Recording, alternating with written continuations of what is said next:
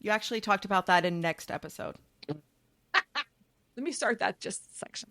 Yeah. Just gonna do that. So warning. This episode discusses school violence, a sensitive topic that may be triggering for some of our listeners. In the wake of the recent tragedy at Apalachee High School in Winder, Georgia, we are revisiting an episode that feels all too relevant. We know many of you are feeling helpless and angry. You're not alone. This episode, originally released in April of 2023, is packed with actionable steps you can take to fight for safer schools and prevent future tragedies. We'll guide you through effective advocacy, policy changes, and ways to support victims' families. Let's turn our anger into action. Let's honor the victims by creating a safer future for our children, their teachers, and our communities. So let's get started. Yay, you're here. Welcome to How to Be a Grown-Up with CK and GK. Let's get started.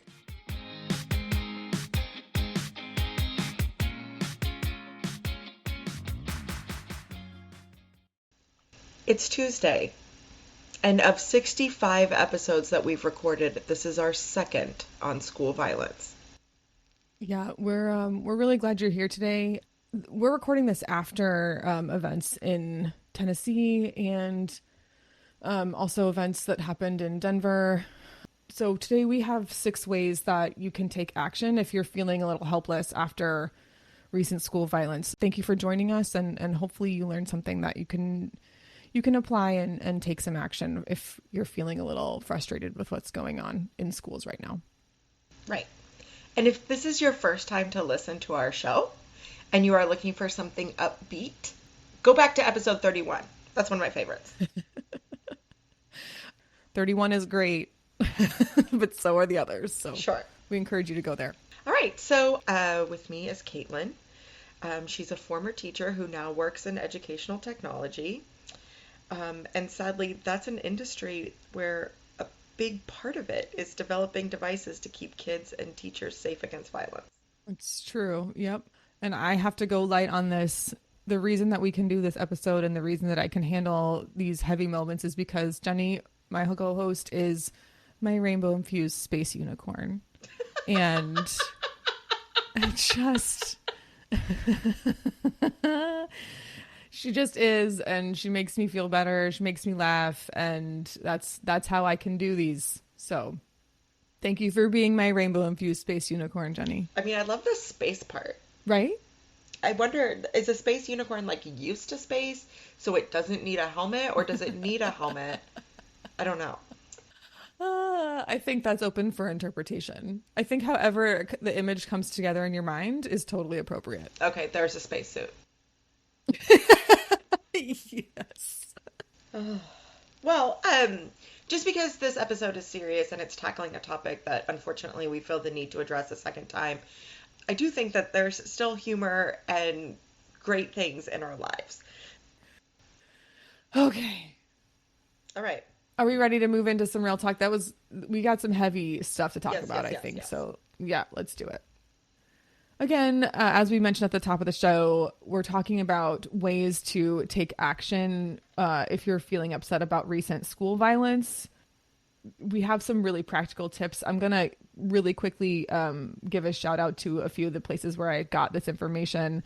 There's a Teen Vogue article about 5 ways to take action after a school shooting, Sandy Hook Promise, Every Town Support Fund, Protect Our Schools, Make Our Schools Safe, and March for Our Lives are all places where I got these resources. And we're going to link all of these in the description today. And then they'll also be in the description on our website. So all of this will be available to you if you'd like to learn a little bit more and get some details. But we've got some good details here that will be helpful.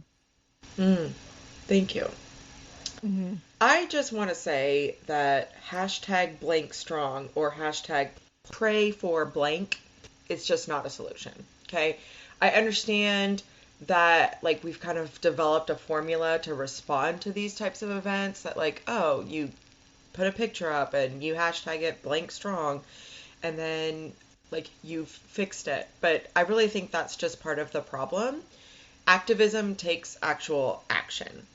And sometimes that's going to feel uncomfortable or controversial.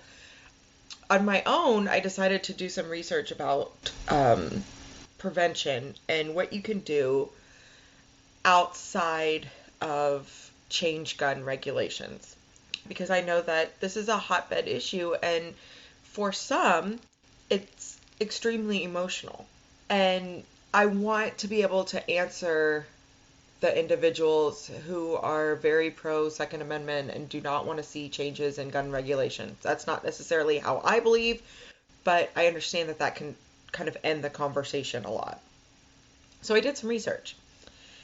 What I found was truly, if you are not in favor of changing our gun regulations right now, you have to put your money towards mental health care.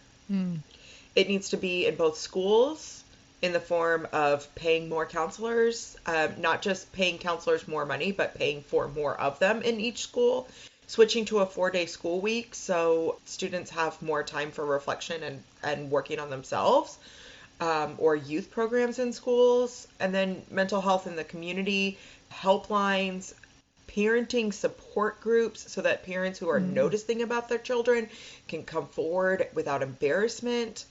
And it needs to be more than just suicide prevention. They need more support.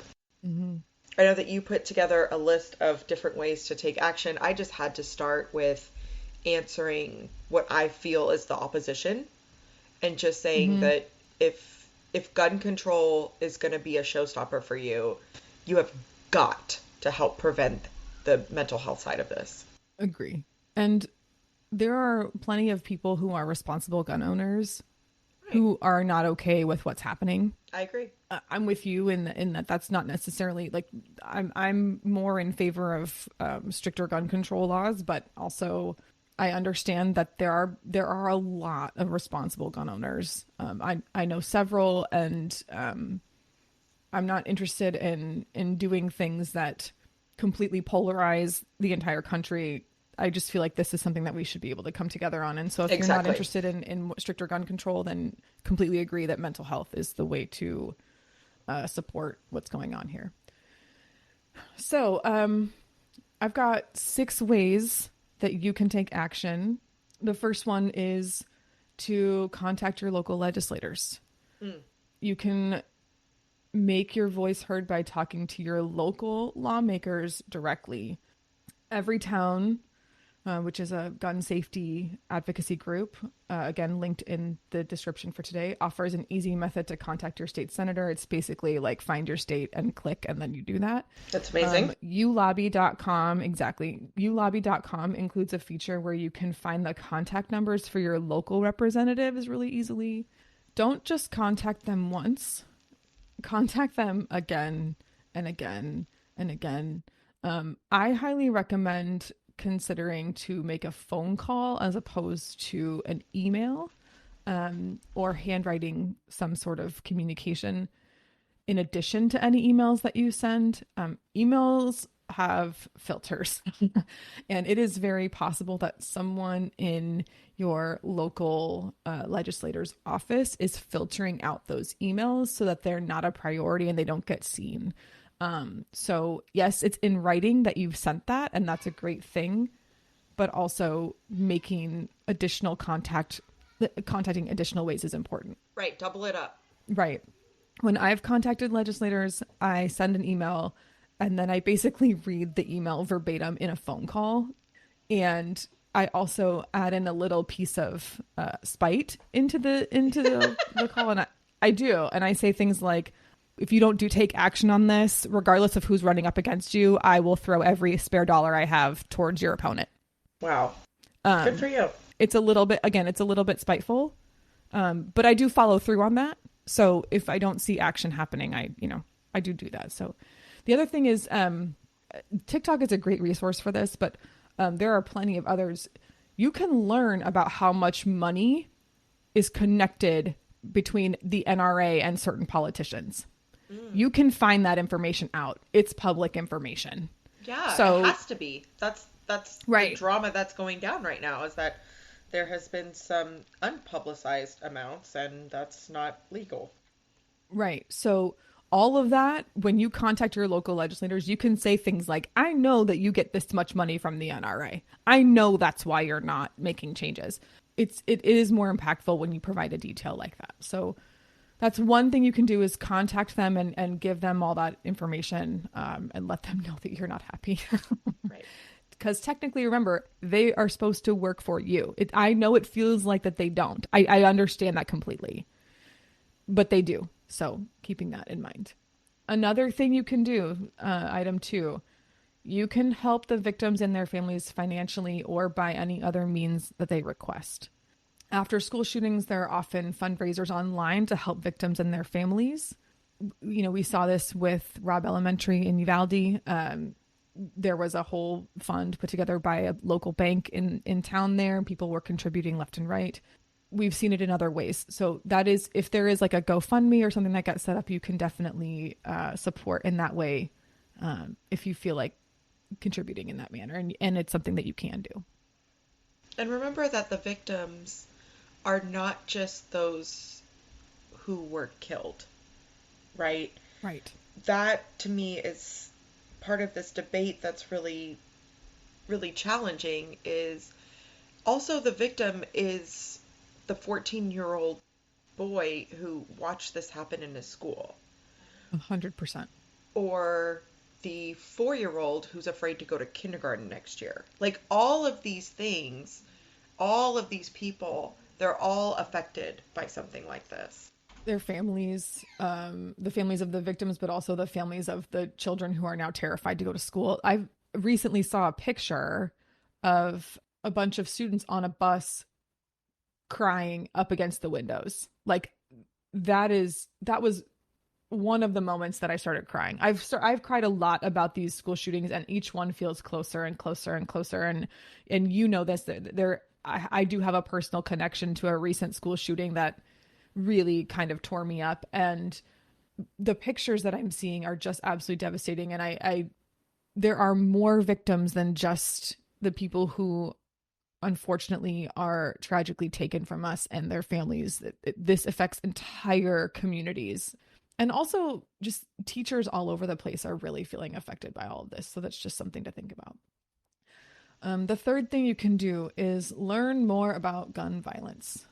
You can educate yourself about what gun violence in general actually is, what it looks like, and how it goes beyond just the mass shooting context. I think we think about that a lot in terms of, people things, but there are other definitions that need to be aware of. So think about how gun violence affects women. According to Everytown, when a gun is present in a domestic violence setting, which is something that we know disproportionately affects women, a woman is 5 more times likely to be killed in that situation. Wow. Gun violence affects, I know it's huge. Gun violence affects people of color disproportionately. We know that in particular Black teens have been calling for gun reform for years and years.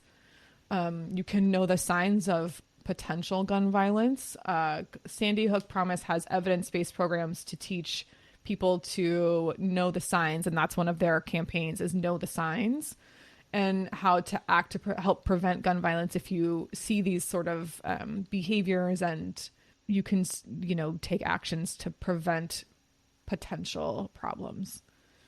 That's a lot to learn, but even taking on one of those things will help you take action. There's too much that will make you upset right, to not start taking action, right? But also, learning in itself is an action, and learning for learning's 100%. sake, that's doing something. Absolutely true. A fourth thing you can do is advocate for policy change. This is something that you and I typically don't discuss this Right. sort of thing on this show. But if you feel so moved, you can do things to make change. One of them, the first one, the most important one, is register to vote if you're not registered. And if you are registered and you're not using that power, you need to start using it. Typically, local elections get ignored. Don't ignore local elections, because those are the ones that really impact you directly and immediately. people pay more attention in nationwide elections or statewide elections, but your local ones matter just as much. If you're upset by what is happening with the school board, go to the local election and make change there. If you're upset with what's happening with your city taxes, you need to vote in your local elections. If you're upset about what's happening in the police realm in your city, you need to vote in local elections. So you need to make sure you're registered to vote, and you need to actually take action when it's time to vote. Yeah, you do. But like you said, that's not just connected to safety or school violence concerns. That's in general, knowing what's going on in your neighborhood. Right. Absolutely. So other policy changes you can advocate for. You can advocate for stopping assault weapon sales. You can advocate for background checks on gun sales. You can advocate for mandatory policies on safe gun storage. One thing that I've recently learned is that you can advocate for extreme risk protection orders. I did not know this was a thing. No, I didn't either. When someone is an adult, I know this in a different context, right? Like when someone is an adult, like legally an adult, you can't, if you're their parent, you can't do things that might protect them from themselves, right? So like if you know that your child needs mental health support, you can't check them into a facility because they are legally an adult and they can take care of themselves, right? I'm putting air quotes around that, take care of themselves, right? But there are things that you can do to try and facilitate additional support in a mental health realm. This is sort of similar to that. So in an extreme risk protection order, what's going on is basically in most instances of gun violence, that the individual who is committing that violence showed signs that they were at risk of hurting themselves or hurting others. A lot of the times after some sort of shooting incident, we'll hear stories from friends and family members about signs that the shooter exhibited, right? Right. So these red flags, if you know them, you can stop them, right? So an extreme risk protection order, it's an ERPO, empowers family members and law enforcement to prevent gun violence and gun-related suicides by petitioning a court to temporarily separate an at-risk individual from firearms. This is a civil proceeding. It's not a criminal proceeding. And you're protecting their Second Amendment right while also protecting the people who might be impacted by the person using that firearm. So it is a thing you can do. Again, knowing the signs and then being able to take action on those signs is a big deal. So I didn't know that was a thing, but that is something that you can advocate for, is for states to have ERPOs in place. And that's goes back to that piece I talked about at the beginning about offering parental support. It is not easy to recognize these things in your child or in your child's friends. We need to know that it's safe to do that. Agree. Another policy change that you can advocate for in your state is Alyssa's Law. Alyssa's Law came out of the Parkland shooting at Marjorie Stoneman Douglas High School. It's legislation related to the issue of law enforcement response time when a life-threatening emergency occurs. Alyssa Al-Hadif was one of the victims of the Marjorie Stoneman shooting. She could have survived had help gotten to her in time, and it didn't. Her mother started Make Our Schools Safe. Her name is Lori Al-Hadif, and she is a big advocate of these policies that make sure that there's direct communication between educators and law enforcement. So basically the law calls for installation of silent panic alarms that are directly linked to law enforcement so that when there's an emergency, they are notified immediately. It's a very, very important thing to be thinking about. And I could go on a whole tangent here, but I'm not going to do that. But that seems like also another change that you can make if gun reform is not something you're interested in. Exactly. You can advocate for these sorts of programs. It's unfortunate that these are needed. However, right. And don't hear what there I'm is not technology, saying, right? Like right. I did this research because I wanted to be able to know what my opposition would do. Right. Because I as a teacher am in favor of changing the story. Right. And I understand that that's going to require legislation. Right. I do have information about particular technology that can be very helpful here. If you would like to know that information, please do send me a message and I will send you a link of something that I think is very powerful that you can use. I would also say another thing that you can advocate for is actual policy change in your school district.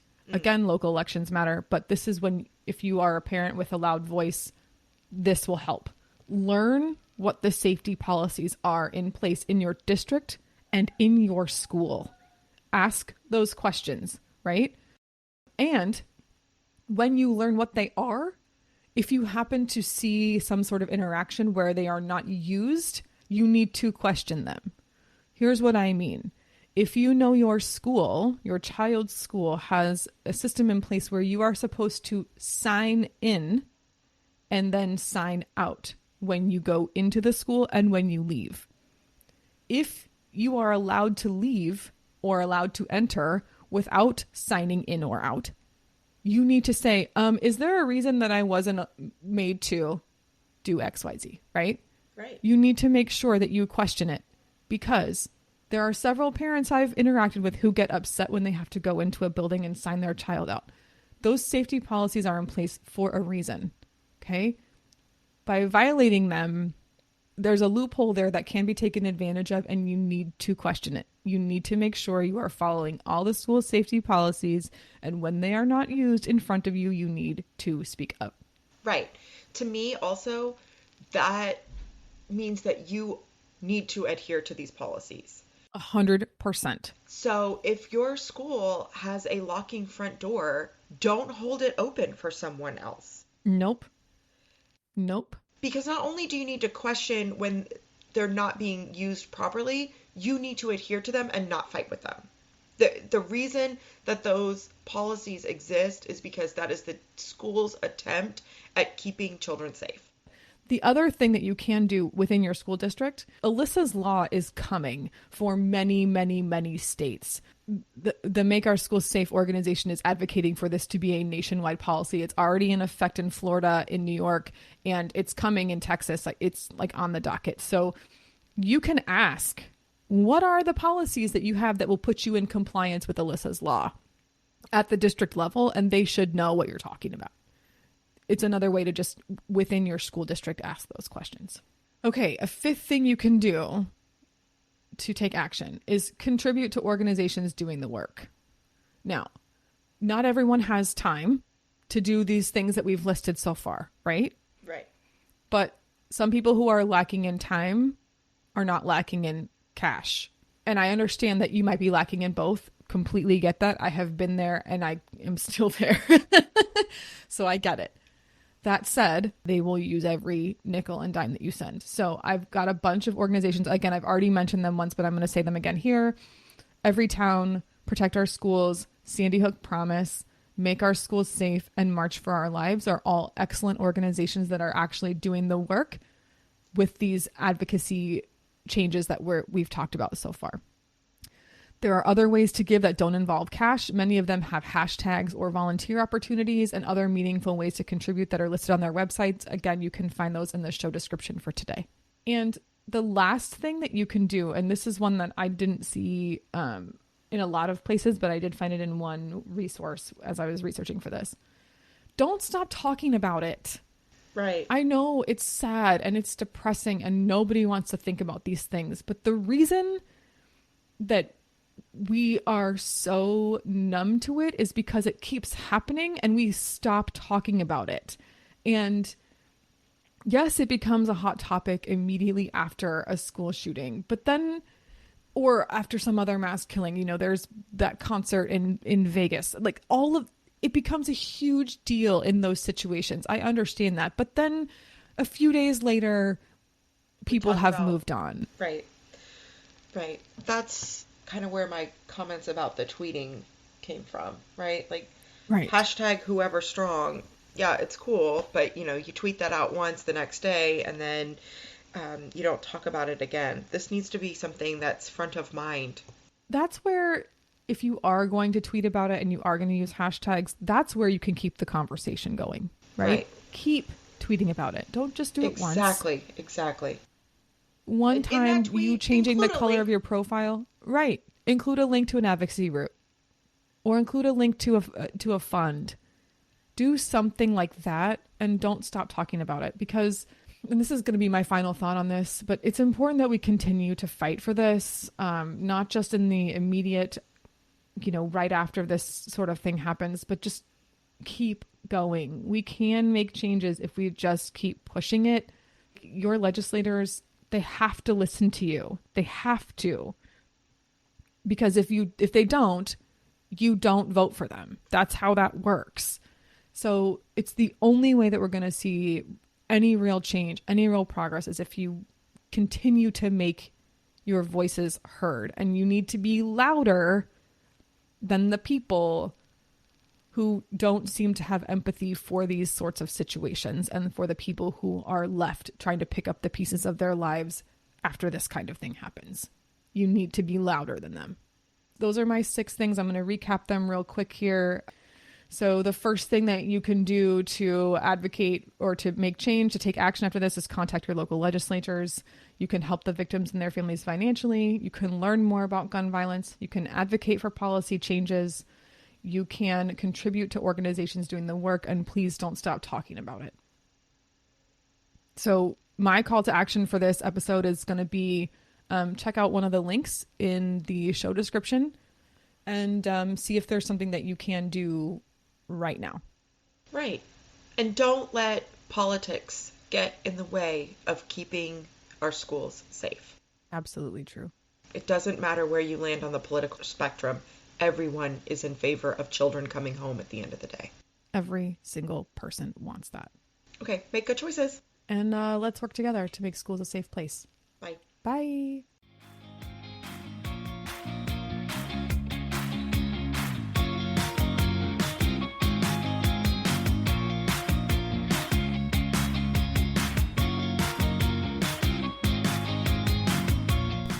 Hey friends, thanks for listening to the CK and GK podcast. Find us at CK and GK podcast on Instagram and Twitter, and rate, review, and subscribe on Apple Podcasts, Spotify, Good Pods, or anywhere else that you pod. See you next time.